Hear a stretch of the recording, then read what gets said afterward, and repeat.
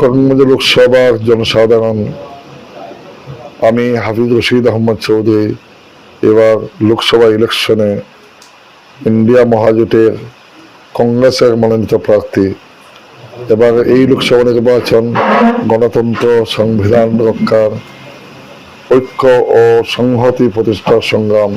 এই নির্বাচনে শাসক দলের পরাজয় নিশ্চিত উপলব্ধি করে বিজেপি সরকার আমার কর্মী সমর্থকদের ইচ্ছাকৃতভাবে কোনো উপযুক্ত কারণ ছাড়াই গ্রেপ্তার করতেছে এবং নানাভাবে হেনস্থ করছে। মানুষের মনে আতঙ্ক সৃষ্টি করছে। আমি আশা করি ওদের সব ধরনের অপচেষ্টা ব্যর্থ হবে। আপনারা নির্বাচনের দিন নির্ভয়ে নিশ্চিতভাবে আসিয়া ভোট দান করুন। আমরা সরকারের সব ধরনের অপচেষ্টা ব্যর্থ করে